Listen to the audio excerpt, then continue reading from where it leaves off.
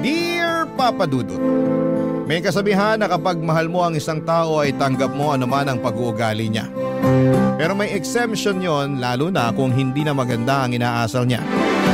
At bilang partner niya, responsibilidad mo na pagsabihan siya sa maayos na paraan upang maitama anumang ugali na hindi nakabubuti sa kanya. Yan ang eksaktong karanasan ko kay Paloma. Pero bago ko ipagpatuloy ang pagkukwento ay magpapakilala muna ako. Tawagin niyo na lamang po ako sa palayaw kong Mavi. 33 years old, taga Quezon City at nagtatrabaho bilang virtual assistant. Kung ilalarawan ko ang aking sarili, masasabi ko na may itsura naman ako. Malinis sa katawan at tahimik, pero kapag nakuha mo ang loob ko ay madaldal naman akong tao. Bukod doon ay mahilig din po ako mag-ipon at mag-invest, pero hindi naman ako kuripot. Masinop lang ako sa pera dahil alam kong hindi yon pinupulot. Sa katunayan ay meron na akong napundar na mga property katulad ng studio type, condo unit at kotse. Tumutulong din ako sa pagpapaaral sa aking mga kapatid at merong kaunting savings, insurance at investments.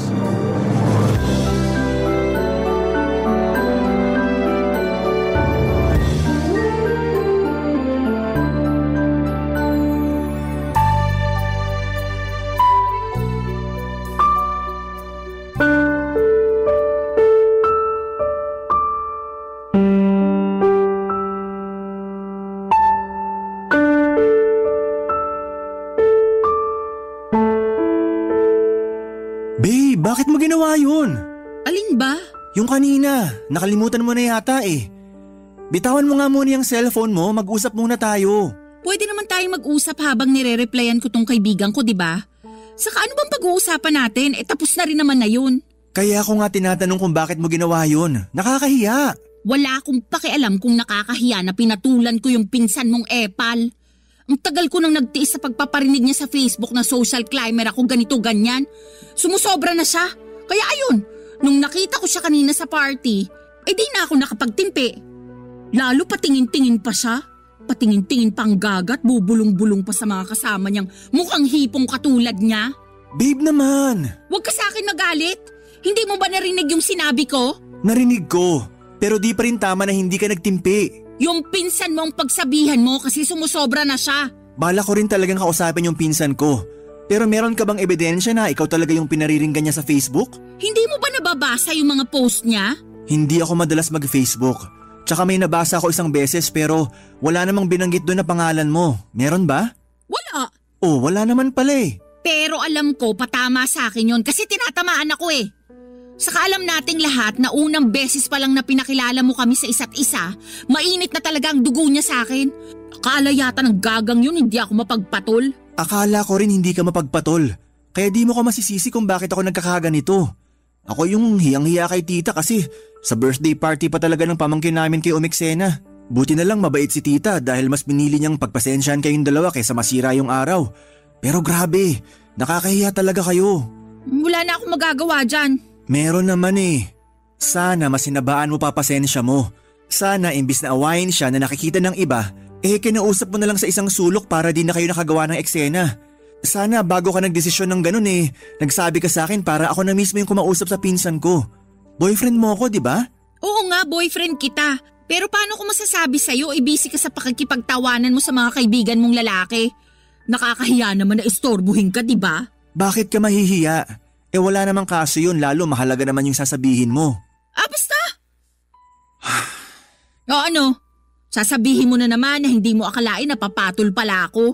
Pwes, sorry kung hindi ako perpekto. Paloma naman, hindi ganyan ang ibig kong sabihin.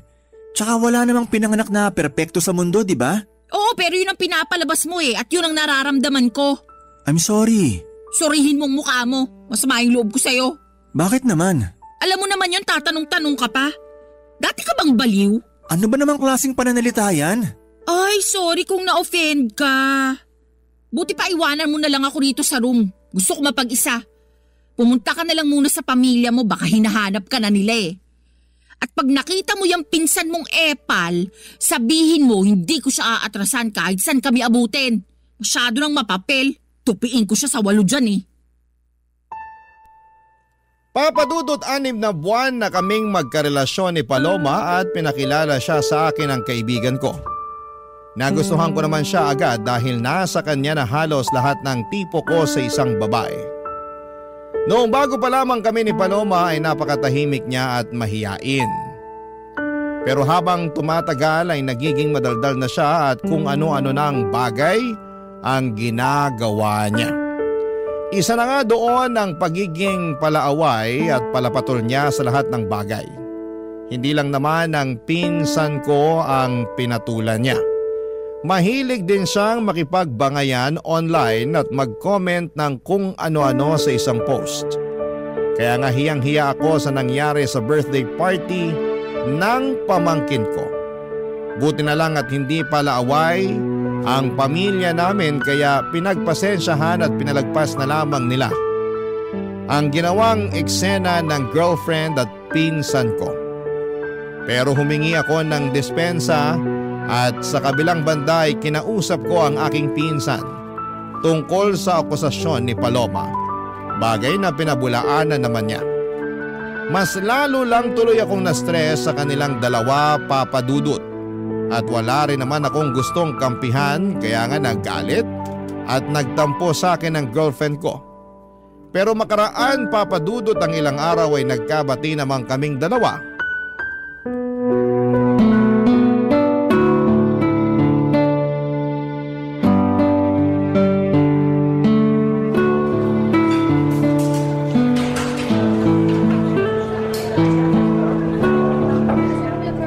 Thank you Saan? Sa panlilibre mo sa akin.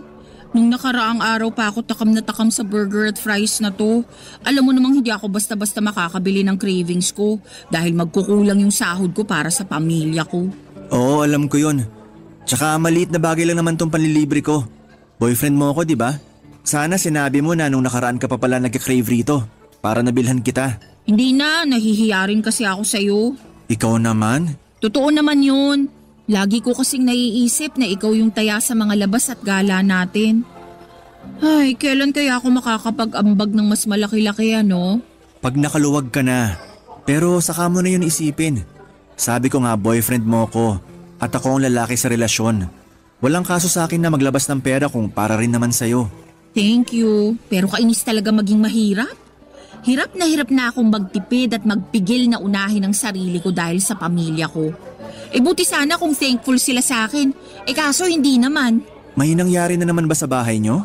Oo Kanina lang bago ako umalis para makipagkita sa'yo. Nagalit na naman si nanay kasi kaunti lang daw yung binigay kong sweldo. Di raw makakabili ng 10 kilong bigas at masarap na ulam. Lagi na lang daw noodles at dilatang sardinas na bibili niya. Kaya nagagalit yung kuya kong batugan. Magagawa ko. Malaki kaltas ko ngayong cut-off Alam naman nila yan, bakit nagugulat pa sila? Tapos yung tatay ko nagtatampo kasi hindi ko man lang daw siya mabigyan ng pera pang yosi. Ayos lang ba siya? Ako pa ba bibili ng pambisyo niya? Nakakaloka. Sige lang, magkwento ka lang.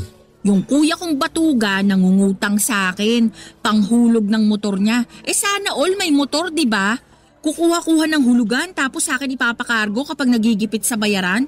Lakas din talaga ng tama Di ba may trabaho naman ang kuya mo? Meron, pero kulang-kulang pa rin daw kasi sinusustentuhan niya yung 3 anak niya sa iba't ibang babae. Galing no? Napakalandi ng kuya ko. Ay, kaya pala stress na stress ka nung nakita kita kanina. Oo, medyo lang. Pinautang mo ba kuya mo? Syempre hindi. Kaya lang pinagsabihan akong maramot at hindi raw maaasahan. Ay, kaloka. Nang galaiti talaga ako pagkarinig ko nun. Para akong bulkang sasabog anumang sandali. Saka wala na akong pera para pautangin siya, no? Ano siya, hilo?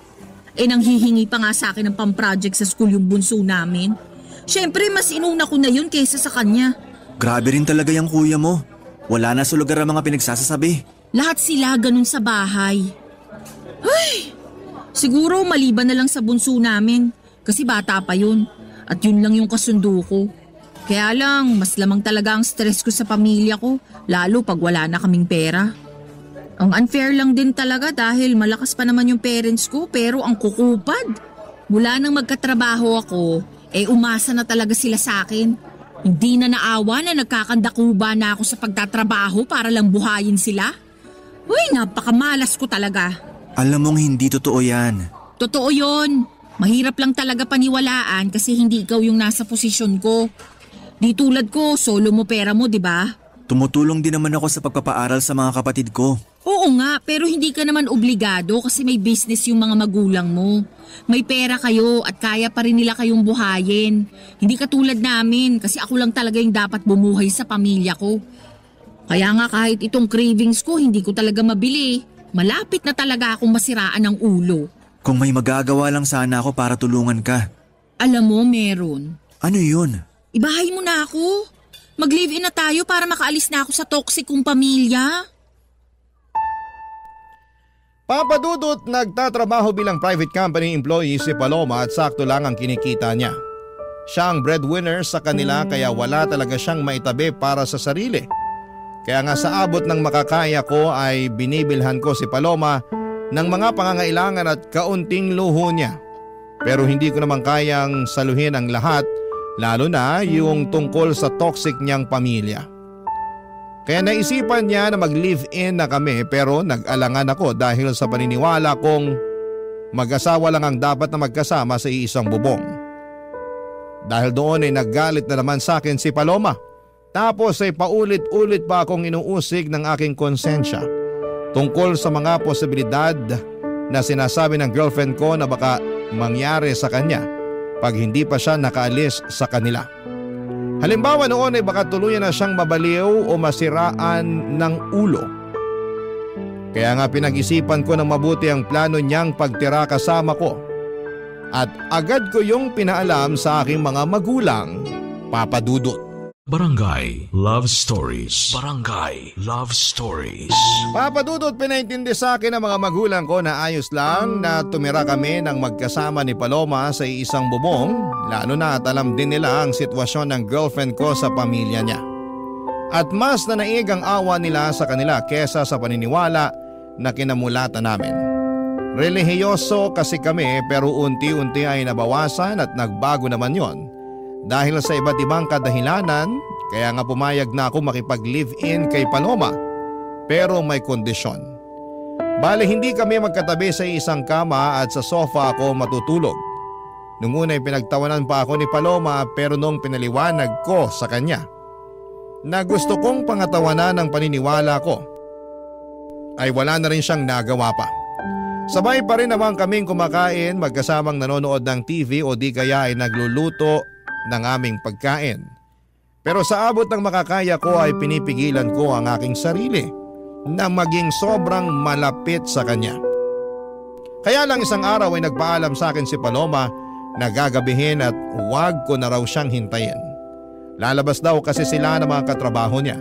Bagay na wala namang kaso sa akin para na rin makapag-unwind siya. Pinilit ko pa rin siyang hintayin pero sa inabot na lamang ng madaling araw ay wala pa rin siya. Kaya nakatulog na ako sa sofa at nagising na lamang noong maramdaman kong may humahawak sa aking pagka-lalaki. Papa Dudut.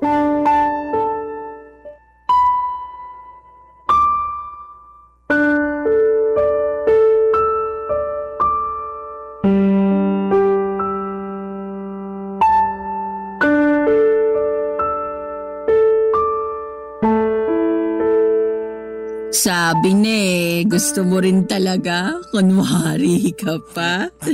Paloma, anong ginagawa mo? Bakit mo ko hinihipuan? Sobra ka naman sa hinihipuan. Baka nakakalimutan mong girlfriend mo ko. Hindi ko nakakalimutan yon. Alam kong girlfriend kita pero totoo namang hinihipuan mo ko. Bakit? Di mo ba nagustuhan? Hindi. Kasi alam mo naman yung paniniwala ko pagdating sa bagay na yan, di ba? Oo, at nakakabwisit ka. Bakit ka nabibwisit? Napag-usapan na natin to, di ba? Sabi mo naiintindihan mo ko. Kahit tinawanan mo muna ako at inasar-asaran nung una. Totoo namang sinubukan kong intindihin. Pero habang tumatagal, pakorni ka na ng pakorni eh. Kalalaki mong tao, nagpipigil ka, nandito na tayo oh. Magkasama na tayo sa iisang bubong. Ba't di mo pa ako sunggaban at samantalahin? Naririnig mo ba yung sarili mo? Naman, tingin mo sa akin, bingi? Hindi, pero nakakagulat na sa katulad mo pa talagang babae galing yung mga salitang yun. Girlfriend mo naman ako at boyfriend kita. Tingin mo sasabihin ko yun sa ibang lalaki? Ano ako, gaga? Kahit na, hindi pa rin tama na ganyan ka magsalita. Irespeto mo naman ang sarili mo. Nire-respeto ko yung sarili ko, no? Saka masyado kang sensitive at makalumang tao kung umasta. Tingin mo ba may maniniwalang walang nangyayari sa atin nakatira tayo sa iisang bubong? Wala naman talagang nangyayari sa atin, di ba? At kung walang maniwala, hindi ko na problema yun. Basta alam ko sa sarili ko na ginawa ko yung sa tingin ko tama. Alin? Yung sakalang mag-aano kapag kasal na? Oo. Corny mo talaga. Nagsisisi na tuloy ako na sinagot kita. Masyado kang ewan eh. Ikaw yung masyadong ewan. Anong sinabi mo? Alam mo na nung una pa lang ayaw ko. At iniiwasan ko makipag-live-in sa'yo hanggat di pa tayo kasal. Pero gusto mo na kamo para makaalis ka na sa pamilya mo. Pumayag naman ako, di ba? Okay lang din sa pamilya ko. Ibig sabihin nag-adjust ako para mapagbigyan yung gusto mo. Salamat sa pag-a-adjust mo. Pero baka nakakalimutan mong may hiningi ka ring kondisyon. At yun yung hindi tayo magtabi sa kama sa pagtulog. Tama ka. At pumayag ka naman, di ba? Papaalala ko lang sa'yo. Pumayag nga ako pero ewan ko sa'yo. Hindi naman malaking pabor yun. Umasa ako na naiintindihan mo pinanggalingan ko. Pero mukhang nagkamali ako matapos mong gawin yung bagay na ginawa mo kanina lang. Bakit ba big deal pa rin sa'yo na hinipuan kita? Mukhang gusto mo rin base sa reaksyon ng ano mo kanina. Hindi ko gusto. At natural na reaksyon lang ng katawan yun. Di ko yun mapipigilan. Sus, natural na reaksyon daw. Totoo naman eh. Para kang tanga. Kalalaki mong tao, ikaw pa yung iwas ng iwas sa ganyan. Hindi ako sanay Daig mo pa yung babae kung umasta. Nasasaktan ako sa mga sinasabi mo sa akin. Kinumpara mo pa ako sa iba. Sensya na, pero ano magagawa ko? Sinasabi ko lang kung ano yung nasa isip ko. Hindi lahat ng naisip mo dapat mong sabihin. Lalo na kung makakasakit ka lang din ng kapwa. Di ka lang pala makalumang tao, balat sibuyas ka rin. Ay nako, ewan ko sa'yo Paloma. Ay, mas ewan ko sa'yo. Paka-arte mo. Babae na nga yung lumalapit sa'yo, ayaw-ayaw ka pa dyan. Sure na ba yan? Sige na, try lang natin. Please lang, tigilan na natin tong usapang to. Nakainom ka eh. Mabuti pa matulog ka na dun. Inaantok na rin ako. Uy, kainis ka talaga. Para kang ewan. Siguro ayaw mo lang talaga sa akin, no? Alam mong hindi totoo yan. He, ewan ko sa'yo. Papadudot kahit na masama ang loob ko kay Paloma dahil sa ginawa niya ay mas masama pa rin ang loob niya sa pagtanggi ko sa kanya. Hindi naman kasi ganun yon, hindi sa ayaw ko siya pero iniiwasan ko lang talaga na may mangyari sa amin lalo na at hindi pa kami kasal. Alam ko baka tawagin niyo kong hipokrito at nagmamalinis dahil magka-live-in na kami ni Paloma. Pero ginagawa ko lang ang alam kong tama at nararapat gawin bilang isang lalaki. Kaya lang ay hindi yon maintindihan ni Paloma at gulat na gulat ako sa ugali niyang yon. Lalo pang nadagdagan ang sama ng loob ko nang insultuhin niya ako at ang paniniwala ko. Pero alam ko na meron lang din siyang pangangailangan kaya nagawa niya ang bagay na yon. In short ay pinatawad ko si Paloma at pinalagpas ko ang mga nangyari. Doon ko na naisip na mag-propose ng kasal sa girlfriend ko, bagay na walang pasubalin niyang tinanggap. Papadudot mahal ko si Paloma at masaya ako dahil ikakasal na kami. Kaya lang ay makalipas ang isang linggo ay merong nangyari Papadudot.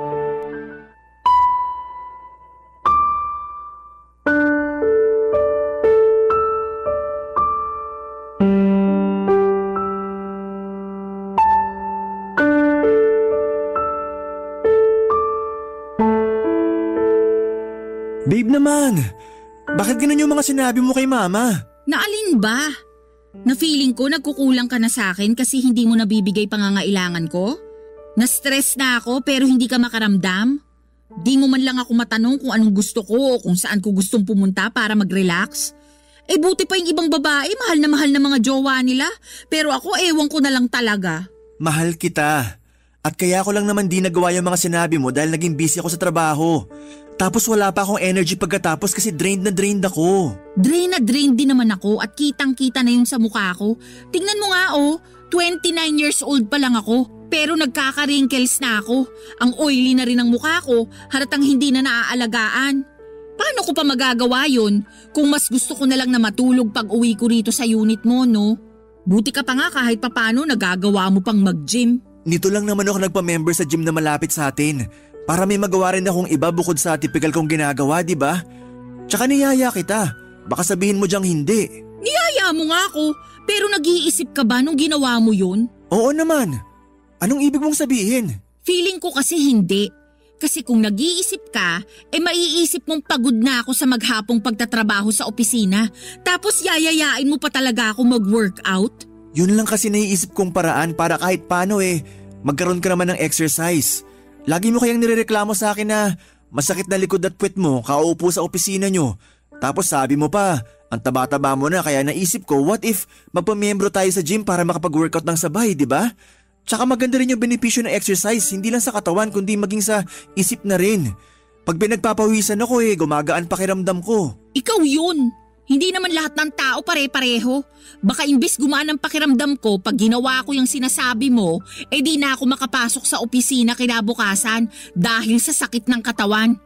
Sabihin mong hindi nung unang 3 araw mo na nag-workout, hindi ka nga makabangon kasing sakit-sakit ng katawan mo? Maswerte ka lang talaga kasi work from home ka kumusta naman ako, di ba? Bakit ba napunta doon yung usapan? Ang issue rito yung pagrarant mo kay mama. Lumabas pa tuloy na pinababayaan kita. O bakit, hindi ba? Sa kamama ko na rin siya, lalo't magiging asawa na kita. Kanino ako magrarant? Sa lola mo, patay na yun. Paloma naman! Totoo naman patay na lola mo, di ba? Oo, pero di mo na kailangan banggitin yung tungkol doon. Para ka namang ewan Kung ano-ano na lang sinasabi mo. Siyempre, may bibig ako kaya may sasabihin talaga ako. Ang akin lang naman sana, ako yung una mong kinausap para nalaman ko't na itama kung may maliman. At nagawa ng paraan yung mga pagkukulang ko sa'yo. Yan tayo Gusto mo talaga sinasabi sa'yo yung dapat automatic ng ginagawa mo? Natural. Kaya ka nga may bibig para makapagsalita, di ba? Ikaw may sabi niyan kani-kanina lang. Ano pang silbi niyan kung di mo gagamitin sa tama? Ay, sumusobra ka na talaga. Ako pa yung sumusobra. Ikaw tong parang ewan dyan. Tsaka tayo yung nasa relasyon kaya dapat sa atin pa lang inaayos na natin yung issue. Hindi na kailangan malaman nila mama. Tsaka na lang pag di na talaga natin kayang ayusin. Ano na lang sasabihin nila? Na hindi ako marunong magdala ng relasyon? Na pinababayaan kita, ganun ba? Alam natin na hindi yan totoo. Kasi mahal kita, Paloma. Papadudot aaminin kong hindi ako natuwa dahil nakarating pa sa mama ko ang mga reklamo ni Paloma. Para sa akin, ako ang unang tao na dapat niyang kausapin tungkol sa bagay na yon at hindi ang mga magulang ko. Nakakahiya kasi lalo na at meron rin silang sariling problema para problemahin pa mga reklamo ng girlfriend ko. Kaya nga hiyang-hiya ako sa mama ko dahil sa nangyari. Pero at the same time ay thankful din kasi pinayuhan niya ako kung ano ang dapat gawin upang maging mas maayos ang relasyon namin ng girlfriend ko. Tapos ay sinamantala ko na rin ang pagkakataon na kausapin si Paloma at ipaunawa sa kanya na hindi totoong pinapabayaan o tinitipid ko siya. Kung nabawasan man ang oras at pera na naibibigay ko sa kanya ay dahil lamang nag-iipon ako na para sa pangkasal namin. Kaya lang ay ewan ko ba sa girlfriend ko kung bakit pakiramdam niya ay pinagdadamutan ko siya. Para wala ng away ay ako na lamang ang nag-adjust. Sa abot ng makakaya ko ay binigay ko ang mga gusto ni Paloma, Papadudot. Barangay Love Stories. Barangay Love Stories. Papadudot, makalipas nga ang isang buwan ay gulat na gulat ako nang sabihin sa akin ni Paloma na nag-resign na siya sa kanyang trabaho. Ni hindi kasi niya nabanggit sa akin na may plano na pala siya na umalis. Basta sinabi lang niya na ayaw na niyang magtrabaho dahil nabuburyo at napapagod na raw siya. Pero sa kanya pa rin humihingi ng sustento ang pamilya niya. Kaya problemado siya kung paano makapagbibigay sa kanila. Kaya ako ang umako ng responsibilidad na yon dahil magiging pamilya ko na rin naman ang pamilya niya. Pero labis talaga akong nahirapan at nabigatan sa buhay noong nadagdagan ng responsibilidad na nakaatang sa aking mga balikat. Kahit na nakakaluwag ako noong una ay umabot ako sa punto na halos masaid ang savings ko dahil sa mga hingi at bigay para sa pamilya ni Paloma. Dahil po sa mga nangyari ay nagsabi ako sa parents ko na baka hindi muna ako makatulong para sa pagpapaaral ng mga kapatid ko, bagay na nauunawaan naman nila. Nag-offer pa nga sila na pahiramin ako ng pera sakaling kailanganin ko. Sobrang bait ng mga magulang ko kaya naman hiyang-hiya ako sa kanila. Doon ko na naisipang kausapin si Paloma tungkol sa sitwasyon pero meron namang ginawa ang magaling kong girlfriend, Papa Dudut.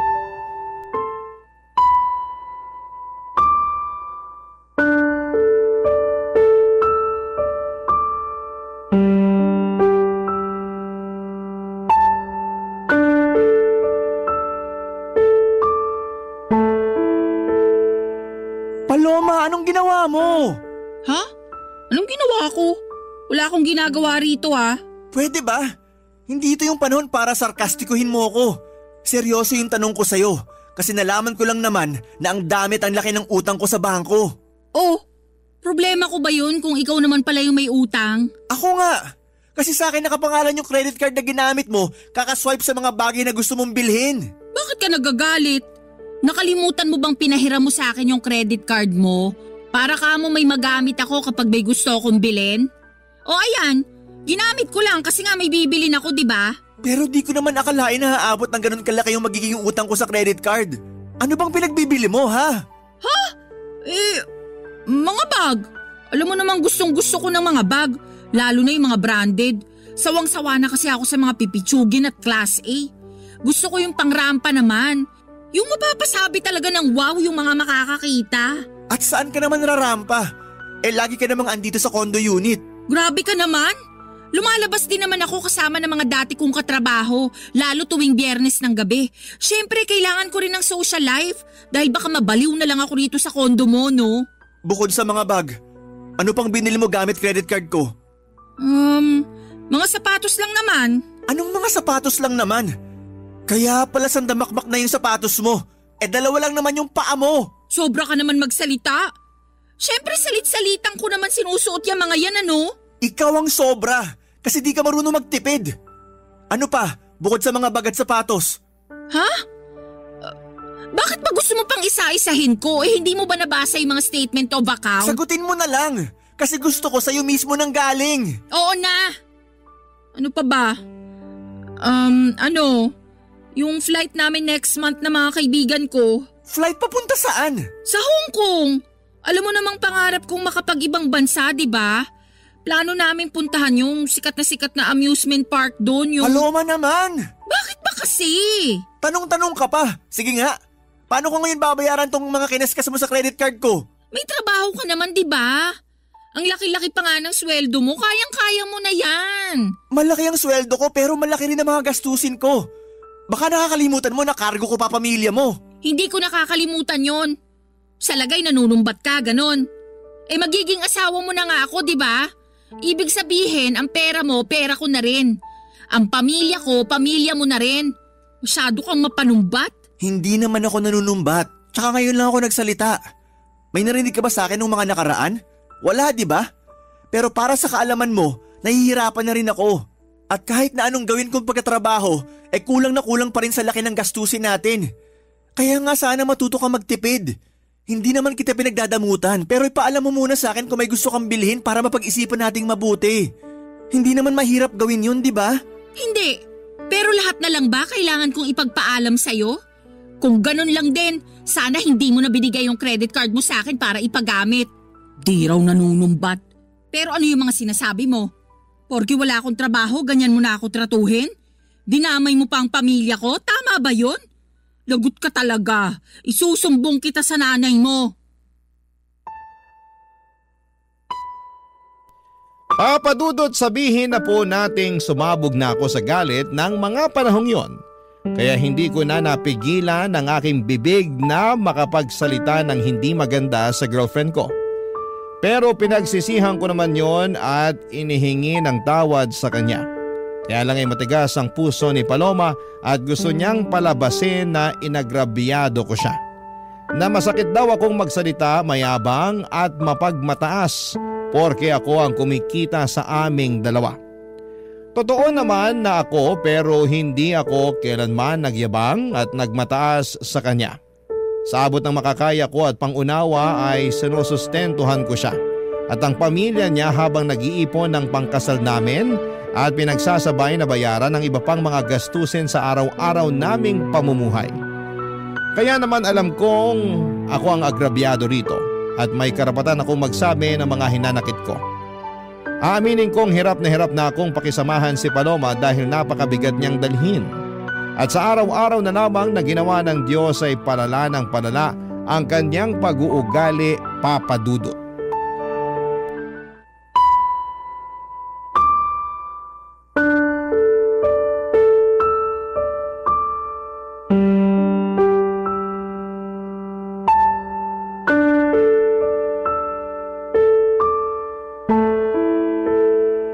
Babe, ano na naman bang ginawa mo? Ginawa na naman saan? Sinabi ko pa naman kina mama na available yung kotse para gamitin nila sa outing nila ng mga kumare niya. Para lang malaman na wala na sa parking yung sasakyan ko. Oo, kasi pinakuha ko kay kuya kanina yung gagamitin nila sa family outing namin. May problema ba dun? Meron! Oy, ba't ka sumisigaw dyan? Nakakaaburido ka naman eh. Nakuha mo pa talaga magtanong at maaburido? Ako nga dapat na magsabi niyan. Kasi natulog lang ako, tapos pagising ko wala na yung kotse ko. Hindi mo ba narinig yung sinabi ko?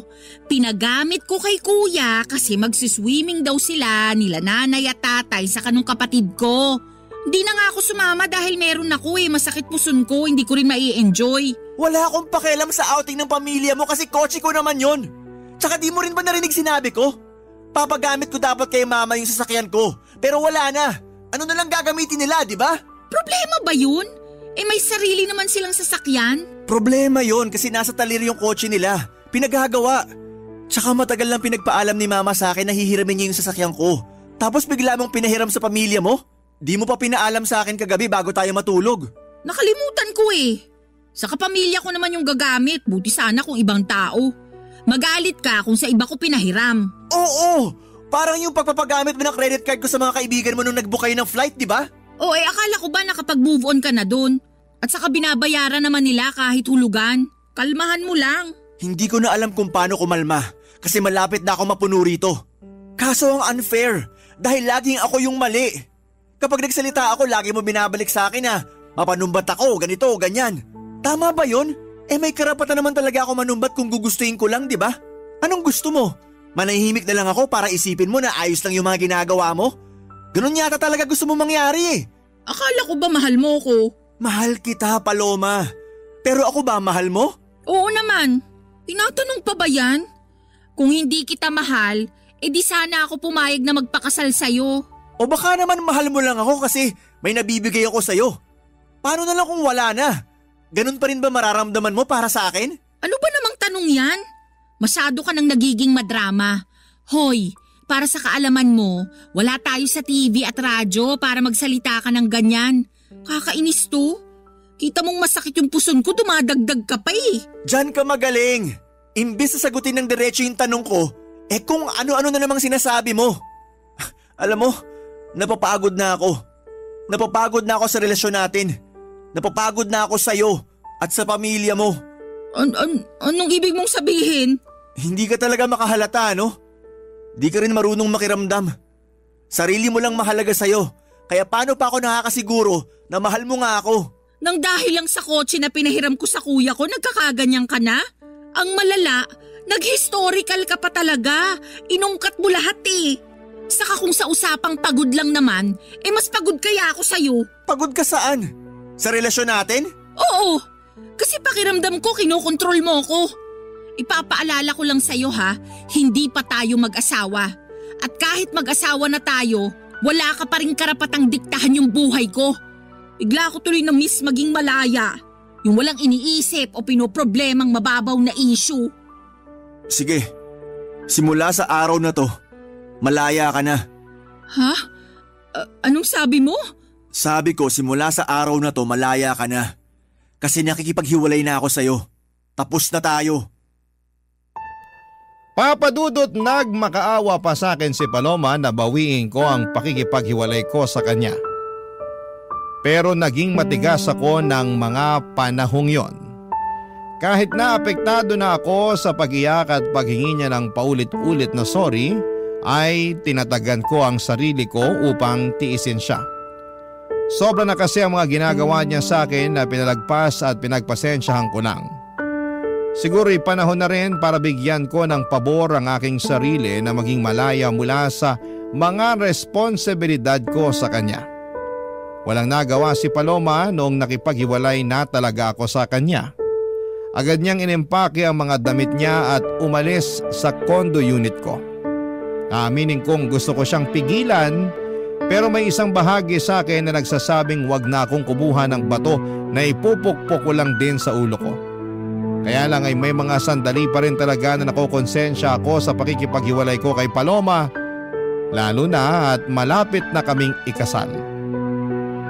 Sana'y mapayuhan ako ng mga kabarangay natin kung tama bang bawiin ko ang pakikipaghiwalay ko sa dati kong kasintahan at mag-umpisa ulit kami ng bagong buhay o pangatawanan ko na lamang at tumanap ng ibang babae na mas mabuti para sa akin. Aaminin ko na mahal ko pa rin si Paloma.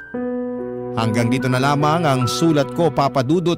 Maraming salamat po sakaling mapili po ninyong i-ere ang kwento ng buhay ko. God bless and more power sa Barangay Love Stories. Ang inyong forever kapuso at kabarangay forever, Mavi. Dear Papa Dudut, good day sa inyo at sa mga bumubuo ng Barangay Love Stories, tawagin niyo na lamang po ako sa pangalang Solana. 29 years old, taga Cardona, Rizal at isang online seller. Pero dati ako nagtatrabaho sa isang private company. Sa kasalukuyan ay buntis ako sa first baby namin ng husband ko, pero meron na akong unang anak sa ibang lalaki. Panatiko talaga ako ng programa ninyo, Papa Dudut, at hanggat maaari ay wala akong kinakaligtaang episode sa radyo. Kumbaga ay hindi kumpleto ang pananghalian hanggat hindi kami naka-tune in kay Papa Dudut. Tapos isang araw ay naisipan kong magpadala ng sulat sa inyong programa upang marinig ko namang umere ang sarili kong kwento. Kahit naman paano ay merong makukuhang aral at inspirasyon ang mga kabarangay natin sa mga karanasan ko sa buhay. Magsisimula ang lahat taong 2023 kung saan ay sa edad kong 27 years old ay gustong-gusto ko nang mag-asawa. Kaya lang ay wala pa nga akong boyfriend noon, bagay na nakadagdag pa sa aking frustration. At palagi ko yung sinasabi sa aking nanay, Papa Dudut.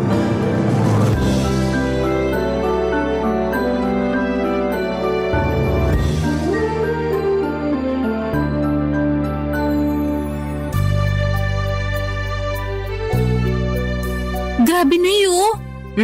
Anong grabe? Yung classmate ko nung elementary at high school mag-aapat na yung anak. Tignan niyo yung post niya dito sa Facebook. Pinakita niya yung pregnancy test niyang positive. Dami nga nag-congrats sa kanya. Talaga? Tingin nga. Galing diba? Kasing edad mo lang din yan, ano? Mas matanda po ako ng 1 taon sa kanya. Ibig sabihin, 26 years old pa lang siya tapos nakaapat na anak na? Mismo. Naku, napakasipag naman nila mag-asawang gumawa ng bata. Hayaan mo na po, buhay naman nila yan eh. Sa bagay, mahalaga lang naman dun hindi napapabayaan yung mga bata. Kahit mag-anak pa sila ng 100, ayos na ayos lang. Grabe naman po sa 100. Aba, nangyayari naman yun na. Kami nga 18 magkakapatid, di ba? Mas grabe pala kayo, Nay. Ay, ewan ko sa'yo, Solana. Minsan napaka-OA mo. Sobra naman po kayo. Oh, totoo naman. Diyan pa lang sa mga reaksyon mo, akala mo unang beses mo palang narinig na 18 kami magkakapatid. Sensya na po. Hala, kinasal na pala siya? Huh, sino? Ito po dati kong katrabaho. Nagpunta na rin po siya dito sa bahay ng birthday niyo. Siya lang talaga in-invite ko noon kasi okay naman siyang kasama. Natatandaan ko nga na katulad mo wala pa rin siyang asawa nun. Pero masaya naman ako kasi sa wakas kinasal na siya. Masaya rin po ko. Pero sobra naman kayo sa pagsasabi na katulad ko wala pa siyang asawa. Noon yon kasi ngayon kasal na siya. Sa katotoo naman na wala ka pa rin asawa, di ba? Pati nga boyfriend wala pa rin Kaya nga medyo nalungkot po ako. Ha? Bakit? Kasi tumatanda na ako pero wala pa rin ako nakikilalang lalaki na mamahalin at gugustuhin pakasalan. Ay, ayoko pong tumandang dalaga at mamatay na hindi pa nararanasan ang sarap ng buhay. Pinagsasasabi mong sarap ng buhay ang hirap kaya magkaanak lalo na sa panahon ngayon Napakamahal ng mga bilihin at serbisyo. Kung mahirap ka, dapat manahimik ka na lang sa isang tabi. Siyempre, pagsisikapan naman po namin na magiging asawa ko yung pamilya na bubuuin namin. Hindi namin ipaparanas sa magiging anak namin yung hindi magandang buhay. Sa bagay, di naman kita mahahadlangan kung ramdam mo na dyan sa mga buto-buto mo na gusto mo nang mag-asawa at bumuo ng sarili mong pamilya. Kahit na mahirap ang buhay, masarap pa rin na meron kang asawa at mga anak. Kaya, sige, humayok at maghanap ka na ng magiging boyfriend.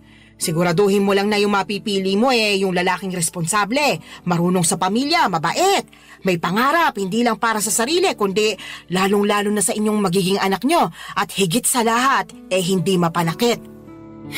Nako, subukan ka lang niyang saktan, lalatiguhin ko pati mata niya. Si nanay talaga, wala pa nga Sinasabi ko lang sa'yo yung gagawin ko kapag maling lalaking napili mo, kaya ayusin mo paghahanap ng matinong mapapangasawa ha. Boyfriend po muna. Wala pa nga akong boyfriend Kala ko diretso kasalan kasi atat na atat ka na dyan Nay talaga. O bakit? Totoo naman sinasabi ko Sinabi ko bang hindi? Buti na yung nagkakaliwanagan. Masyado talaga kayong mapangasar. Para namang di mo ko kilala. Mapang-asar talaga ako at nasa iyo na lang kung maaasar ka. Pero seryoso nak, kung anong magpapasaya sa'yo, gawin mo.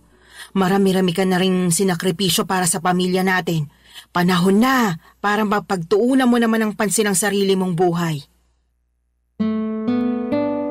Papa Dudut, masyado kasi akong naging tutok sa pagtulong sa pamilya namin simula mawala ang aming tatay.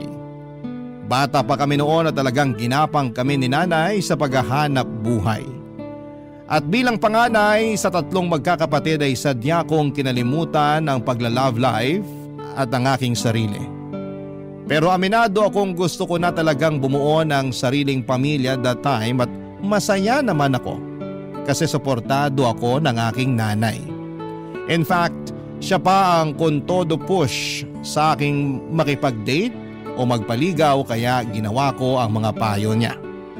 Bilang unang hakbang ay nag-install ako ng dating app sa aking cellphone.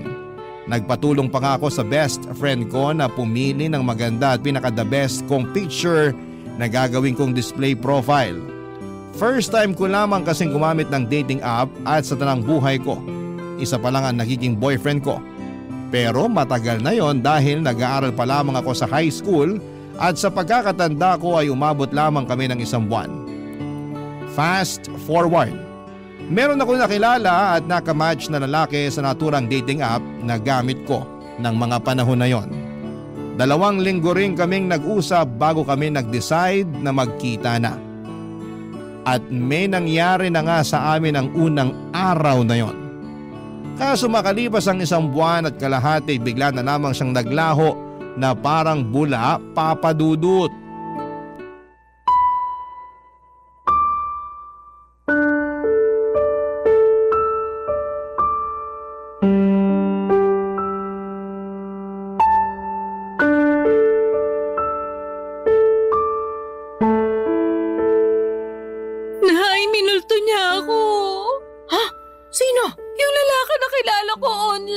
Date.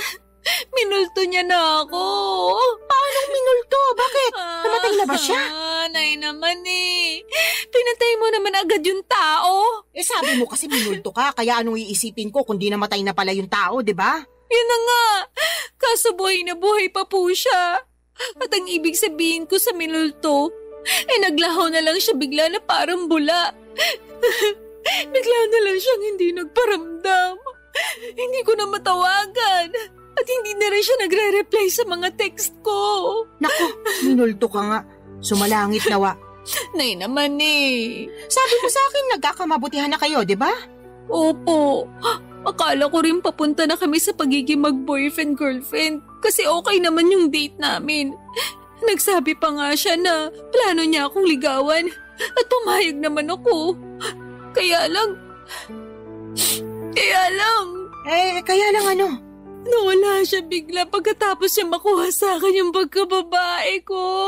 Hala ka! Ibig mo sabihin, sinabi mo ng perlas ng silanganan? Opo! Ako nalintikan na. Teka, Nay, nasusuka ako. Ay, sinasabi ko na nga ba? Pumunta ka doon sa lababo. Doon ka sumuka. Naku. Ay, hindi kaya buntis ka? Pwede po ba yun? Oo naman. May nangyari sa inyo kamo. Tapos nagkakaganyan ka. Malamang buntis ka.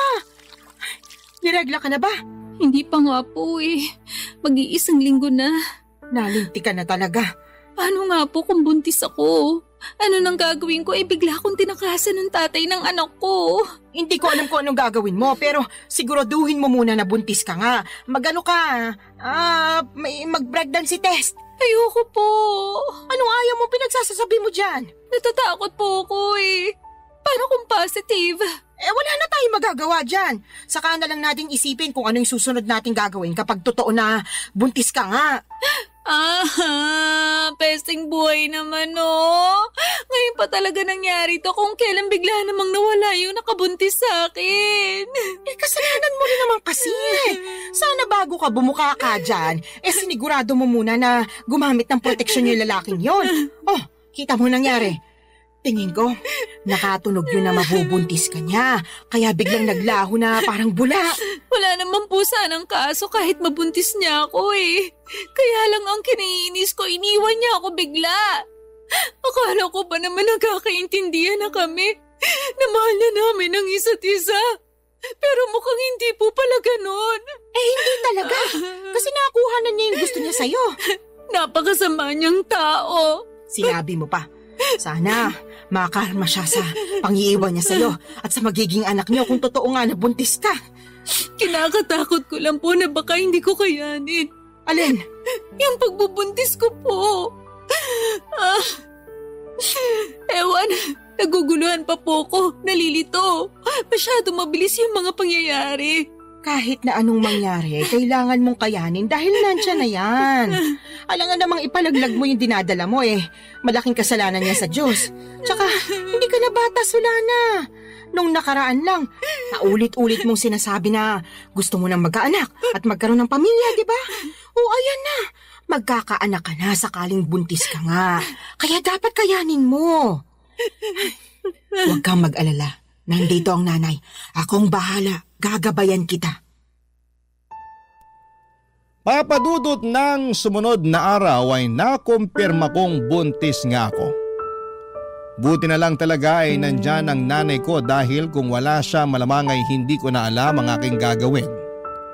Dahil sa biglang pagtakas ng lalaking nakabuntis sa akin ay natakot ako sa responsibilidad ng pagiging nanay sa baby na nasa sinapupunan ko ng mga panahong yon.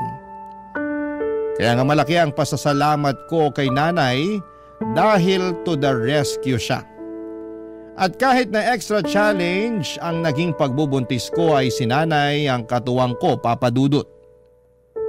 Unti-unti ay natutuhan kong mahalin ang baby na dinadala ko ng mga panahong yon.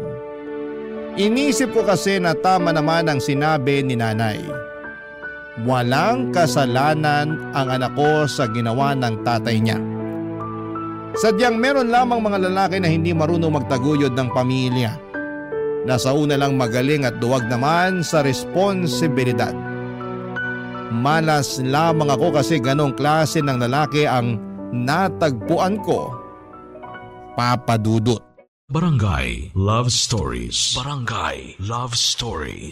Papa Dudut, makaraan ng 9 na buwan ay naipanganak ko ng malusog ang aking panganay. Nag-leave ako noon sa opisinang pinapasukan ko at noong matapos yun ay agad na rin ako nagbalik trabaho. Kailangan ko nang magdoble kayod upang matustusan ang pangangailangan ng anak ko. Alam ko na simula maging nanay ako ay dapat huli ko nang isipin ang aking sarili dahil laging unang-una ang kapakanan ng baby ko. Kaya lang ilang buwan pa lamang akong nagtatrabaho ulit ay nakaramdam na ako ng matinding kapaguran. At hindi yon yung klase ng pagod na nawawala kapag pinahinga mo, kundi naghahalo-halong pagod mentally and physically. Doon ko rin napagkumpara ang sitwasyon ko bilang single parent sa aking ibang katrabaho na merong healthy relationship sa kanilang mga asawa. Gusto ko lang naman ang katuwang sa buhay at mag-aalaga sa akin dahil matagal na panahon din ako ang nag-aalaga sa iba. Pati ba naman sa sarili kong anak ay ako pa ring mag-isa. Kaya nga binanggit ko yon sa nanay ko dahilan para sermonan niya ako ng todo-todo, Papa Dudut.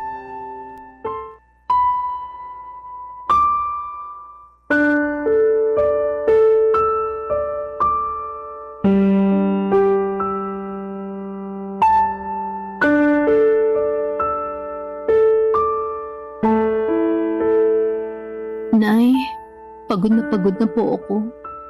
Kapag nasa opisina ako, hindi ako makapag-concentrate. Lagi akong lutang at nakatulala.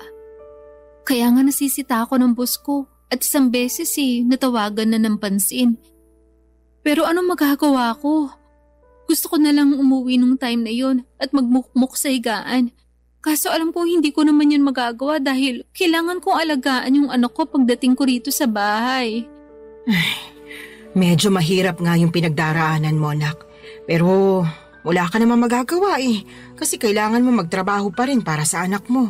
Yun na nga po Imbis na sana nagpapahinga na lang ako rito sa bahay natin at ako na yung nag-aalaga sa baby ko, kailangan ko pang umalis para magtrabaho.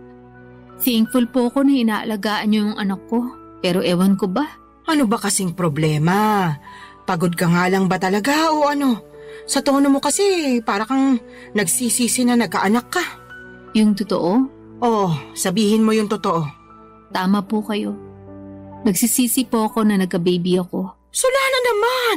Kung naiintindihan lang ng anak mo yung sinabi mo, malamang magtatampo yung bata. Sarili niyang ina, pinagsisisihan siyang sinilang sa mundo. Ano pong magagawa ko kung yun ang nararamdaman ko? Wala, di ba? Tsaka bago kayo magsalita ng ganyan, iintindihin niyo muna yung pinagdaraanan ko.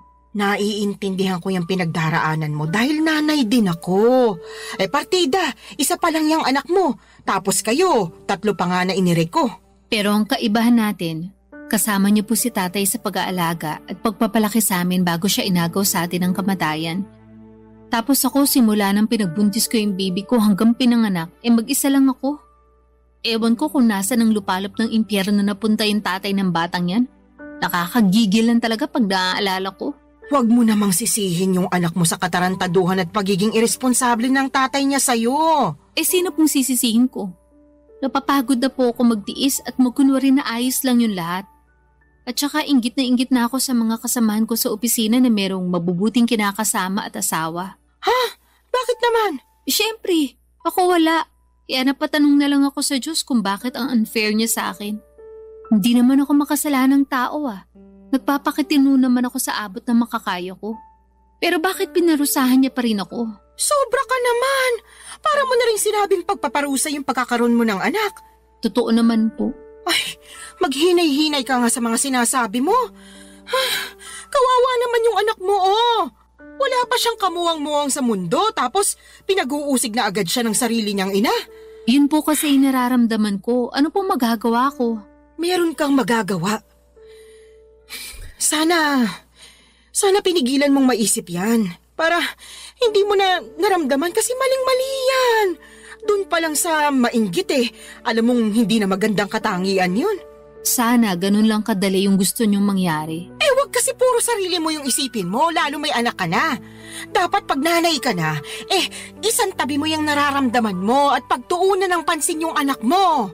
Paano ko nga po magagawa yun kung napapagod na ako? Ay, sana talaga hindi na lang ako pumayag na ituloy yung pagbubuntis sa batang yan. Aray ko! Bakit niyo ako binatukan, Nay? Nagtatanong ka pa talaga kung ano-ano yung sinasabi mo dyan. Kinabutan ka nga. Hindi naman kasalanan ng apo ko na nabuo siya dahil sa kapusukan niyo Tapos sasabihin mo na sana hindi mo na lang tinuloy yung pagbubuntis mo sa kanya. Sumusobra ka na talagang babae ka. Papadudot doon ko mas napagtanto ng husto na mahirap maging single parent at kung may choice lamang akong baguhin ang kapalaran ko ay gagawin ko. Oo, mahal ko nga ang anak ko pero nawawalan pala ng saysay ang lahat pag nanaig na yung labis na pagod. Tinanim ko sa isipan ko na ang aking anak dapat ang priority ko bago ang sarili ko pero mas nanaig sa akin ang kagustuhan na makatagpo ng lalaki na magiging katuwang ko sa buhay at mag-aalaga sa akin bilang kapareha niya at kung loloobin ay may bahay. Kaya nga nagsimula ulit ako makipag-usap online kahit na inuusig pa rin ako ng aking konsensya at ng mga sinabi ni nanay. Naiintindihan naman daw niya ako pero nandun pa rin yung sermon niya tungkol sa dapat mas pagtuunan ko ng pansin ang aking anak bago ang sarili ko. Para sa akin ay hindi niya talaga ako nauunawaan. Hindi nagtagal ay meron akong nakausap na lalaki sa dating app at mabilis lang din kaming nagkapalagayan ng loob, papadudot.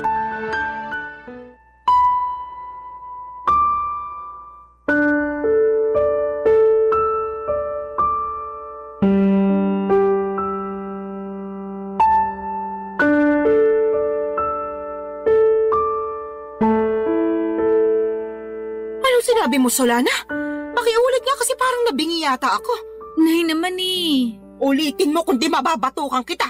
Sabi ko po, willing akong sumama sa lalaking nakakausap ko kung yayayain niya akong makipag-live-in sa kanya. Anong sinabi mo? Sasama ka sa lalaking yun Paano yung anak mo? Sige nga. Yun nga po ang gusto kong pag-usapan natin. Kasi hindi ko masasama yung anak ko. Hindi ko pa nga sinasabi sa kanya na may anak na ako kasi, ayoko lang. Pakiramdam ko pag ginawa ko yun, baka mawalan siya ng gana sa akin kasi bihira lang naman yung lalaki na nagkakagusto at sumiseryoso sa mga single mom. Kahit na! Mahalaga pa ba yon? Opo, mahalaga yun kasi mahal ko na siya. Sa lagay, mas pipiliin mo pa yung lalaking yun kaysa sarili mong anak, Solana. Hindi ko naman po inaalis yung pagiging nanay ko sa anak ko.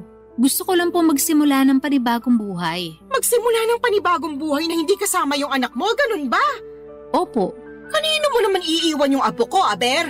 Sa inyo po. Ay, anak ka naman ng teteng! Ayaw niyo po ba? Napakagaga mong babae ka! Ano ba namang pag-iisip meron ka? May pasabi-sabi ka pa na hindi mo inaalis pagiging nanay mo sa anak mo pero ipapaalaga mo sa akin. Kahit na mahal ko yung apo ko, ikaw pa rin na nanay niya yung dapat na mag-alaga sa kanya. Alam ko naman po yun, pero hindi ko na po siya kayang alagaan. Ano bang pinagsasasabi mong babae ka? Paano hindi mo kayang alagaan Hindi naman mahirap alagaan yung anak mo. Napakabait niyang bata, normal din siya. Walang karamdaman, kaya paano mo nasasabi yan? Tatapatin ko na po kayo, Nay. Ayoko na po sa anak ko na yan kasi bunga siya ng pagkakamali. Oo, wala siyang kasalanan. Pero hindi ko lang talaga siya mapigilang sisihin sa ginawa ng tatay niya sa akin nung araw. At kahit na anong gawin ko paulit-ulit lang na bumabalik yung pang-iiwan sa akin ng lalaking yun sa tuwing nakikita ko yung anak namin. Kaya sabihin niya, paano ako makakausad? Gusto ko nang kalimutan yung pangyayaring yun. At ito lang yung paraan na pwede kong gawin. Napakapangit ng paraan mo sa totoo lang. Pangit na po kung pangit, pero desperado na ako. Tsaka wag po kayo mag-alala, kasi susustentuhan ko pa rin naman yung anak ko. Magtatrabaho pa rin ako ng mabuti para sa kanya. Pwede ka namang magtrabaho ng mabuti nang hindi mo siya kinakailangang iwanan sa akin Ewan ko ba naman sa'yo, nak? Bakit ganyan ka mag-isip? Awang-awa tuloy ako sa anak mo kasi nagkaroon siya ng nanay na katulad mo. Para sa kaalaman mo hindi lang perang pambili ng pangangailangan niya yung dapat na binibigay mo sa anak mo. Kailangan din niya ng pagmamahal mula sa'yo. Pero hindi ko na nga po kayang ibigay yun sa anak ko. Kaya kayo na lang po yung magbigay nun sa kanya. Naniniwala naman po ako na marami kayo nun sa puso nyo. Yung sa akin kasi, ubus na para sa anak ko. At kung meron man pong natitira, konti na lang. Tapos para na lang yun sa sarili ko. Mahirap naman magbigay ng pagmamahal sa iba kung hindi ko uunahing mahalin yung sarili ko, hindi ba? Ibang klase mga katwiran mo, bulok at baluktot. Papa Dudut, parang kinurot ang aking puso sa iyak ni nanay dahil sa naisip kong iwanan ang anak ko sa kanya para makisama sa lalaking nakilala ko online. At kahit na sinosustentuhan ko pa rin naman ang bata ay hindi pa rin sapat yon. Pero kahit na anong gawin kong pagsaalang-alang sa sitwasyon ay nadaig pa rin ako ng aking damdamin. Mas nanaig ang kagustuhan kong sumama sa lalaking nakilala ko at magsimula ng panibagong buhay. Alam ko po na maraming magagalit sa akin ng mga kabarangay natin dyan at may mga magsasabi na hindi ko naman talaga mahal ang anak ko. Mahal ko ang anak ko pero mas mahal ko ang aking sarili ng mga panahong yon. At kahit na pangit pakinggan, paano ko makapagbibigay ng pagmamahal sa iba kung hindi ko naman uunahing mahalin ang sarili ko kahit na kapalit noon ay ang pagtakas sa responsibilidad ng pagpapakananay sa aking panganay, Papa Dudut. Barangay Love Stories. Barangay Love Stories. Papa Dudut, hindi nagtagal ay sinagot ko na nga ang lalaking nanliligaw sa akin at makaraan lang ang isang buwan ay niyaya na niya akong makipag-live-in. Bale, tumira kami sa Taytay Rizal dahil doon naman siya nagtatrabaho. Hindi alam ng live-in partner ko na meron akong anak sa unang lalaki. At sa totoo lang ay gusto ko na talagang hindi niya malaman. Pero alam ko na wala namang lihim na hindi nabubunyag. Kaya sa huli ay inamin ko sa kanya ang totoo dahilan para maggalit siya sa akin. Hindi dahil may anak ako sa ibang lalaki kundi dahil hindi raw ako naging tapat sa kanya nung una pa lamang. Naiintindihan ko naman ang pinanggagalingan ng galit niya. Kaya humingi ako ng tawad. Hindi niya rin ako natiis dahil mahal niya ako at ang tanging hiling lang niya ay ipakilala ko sa kanya ang anak ko kaya sinama ko siya sa bahay ng nanay ko sa Cardona, Rizal. At laking gulat ko dahil masayang masaya siya pagkakita sa aking anak.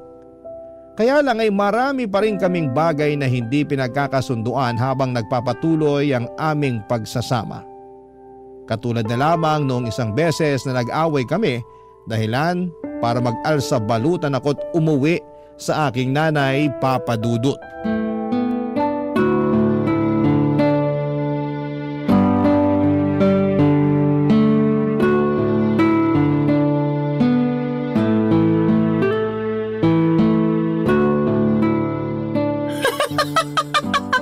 Ano nga ulit yung dahilan ng away niyo, anak? Sinabi ko na po, di ba? Paulit-ulit kayo eh. Hindi ko nang mapigilan. Bakit ba? Kaya sabihin mo na kasi ulit. Sige po, pero last na to ha. Feeling ko kasi inaasar nyo lang ako eh. Sige na, ano nga ulit yung rason? Bakit ka nag-alsa balutan paalis sa inuupahan nyo at umuwi ka rito sa atin? Nag-away po kasi kami nung kinakasama ko dahil binuksan ko yung delata ng paborito pala niya tapos inulam ko. Dilata lang pala, tapos pinag-awayan nyo na. Grabe, hindi ako makapaniwala para kayong mga bata. Hindi ko naman po kasi sinasadya nang mabuksan yun. At saka siya naman may sabi na mag-ulam na lang daw ako ng delata dahil hindi nga siya nakapagluto. Nagkataon na overtime ako sa work. Tapos siya naman nagbago oras ng shift niya. Kaya umalis siya na maaga. Syempre bilang wala na ring lakas magluto pa, naisip ko nga magbukas na lang ng delata. Ano ba kasing delata yon? Sardinas ba? Corned beef po, yung medyo mamahali na brand. Hindi mo ba alam na paborito niya yon? Alam ko po na paborito niya yon, pero hindi ko naman akalain na magagalit siya sa akin ng gusto dahil lang sa delatang yun. As in, galit na galit siya? More on, tampo na para bang batang nagmamaktol yung lolo niyo. Akala mo kung sinong inapi. Ginising pa talaga ako para pagdabugan, matapos niya makitang nasa basurahan na yung delata na inulam ko kagabi. Nagkataon na isang piraso na lang yun tapos plano niya raw ulamin pag uwi niya. Anong ginawa mo pagkatapos? Syempre, nagalit din ako kasi para siyang tanga.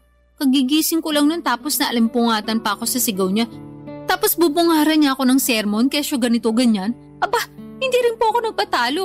Kaya sinagot ko siya para ipagtanggol yung sarili ko. Hanggang sa lumala na yung away namin at nakapagsalita na kami ng hindi maganda sa isa't isa. Hindi ko na po nagustuhan yung mga sinabi niya. Kaya nilayasan ko na siya. Pambihira talaga mga kabataan ngayon. Maliit na bagay pinalalaki kaya dumarami yung hiwalayan eh. Alam ko naman po na mababaw lang yun. Pero nasobrahan eh. Kung kinausap niya lang sana ako na maayos, baka lumabas pa ako at binilan siya ng paborito niyang delata. Di sana wala kaming problema. Hindi sana kami nagkasakitan sa mga sinabi namin sa isa't isa. Kaya lang hindi ganun yung nangyari. At hindi ko kayang intindihin na ganun siya umusta porque paborito niya yung delatang kinain ko nang hindi sinasadya. Tama rin naman yung mga sinabi mo. Delata lang naman yun. Kaya nga po. Tsaka sobrang sama lang talaga ng loob ko sa kanya. Sa dinami-rami ng tao na magsasalita sa akin ng ganun, siya pa talaga. Ayun, hindi na ako nakatiis kaya nilayasan ko na siya. Hindi talaga maiiwasan yung pagkakaroon ng hindi pagkakaintindihan sa relasyon. Pero sana, huwag niyong hayaan na sirain ito yung pagsasama ninyo. Tama rin na umalis ka doon para makapag-isip-isip kayo pareho. Magpalamig ka muna rito habang malayo kayo sa isa't isa pero huwag niyong patagalin yung away ninyo. Hindi yun maganda. Ewan ko, Nay. Mahal ko naman po siya pero masakit talaga mga sinabi niya sa akin. Biruin niyo, sabihin ba naman ako matakaw kasi naubos ko rin yung delata niya? Gutom na nga ako noon. Kahit naman ako na gutom baka maubos ko rin yon. Yun na nga po. Medyo sumobra lang siguro yung reaksyon ng kinakasama mo para lang sa isang delata. Sa lagay, mas matimbang pa yung pagmamahal niya sa paborito niyang pagkain kaysa sa'yo na kinakasama niya. Tumpak ka dyan, Ay. Naku, pag pumunta yun dito, makakatikim talaga sa akin yun ng sermon. Salamat po. Ay, hindi lang pala siya kundi kayong dalawa. Bakit naman po ako nasali dyan? Syempre, pareho kayo nasa relasyon At gusto ko lang ipaintindi sa inyo na hindi na kayo bata para pag-awayan yung ganong klase ng mababaw na bagay. Ay, umayos kayo, kundi pag-uuntugin ko na talaga kayo. Papa Dudut, alam ko naman na mababaw lang ang dahilan ng pag-aaway naming yon. At pwede namang maayos kaagad kung may isa sa amin na magpapakumbaba. Pero pareho na kaming kinain ng matinding emosyon. Noong araw ding yon ay pinuntahan ako at sinundo ng kinakasama ko sa Cardona at nakipagbati sa akin. Humingi rin siya ng sorry kay nanay dahil naabala pa namin siya. Pero ayos lang naman sa nanay ko, sa halip ay pinayuhan niya kami na pag-usapan ng mga bagay-bagay at huwag na huwag agad paiirali ng galit. Kaya nga ginawa namin ang lahat para ayusin ang pakikipagkomunikasyon sa isa't isa para hindi na maulit ang mga nangyari. At masasabi ko na mabuti ang resulta noon sa pagsasama namin. Meron pa rin namang mga misunderstanding pero mas alam na namin kung paano yon ayusin. Saka pansin ko na sobrang mahal din talaga ng kinakasama ko ang aking anak sa ibang lalaki. At nakikita ko yon sa tuwing bumibisita kami sa bahay ni nanay. Kaya nga nagustuhan na rin siya ng nanay ko para sa akin bilang kinakasama. Pero nitong March 2025 lang ay may sinabi ako sa nanay ko na labis niyang kinabigla, Papa Dudut.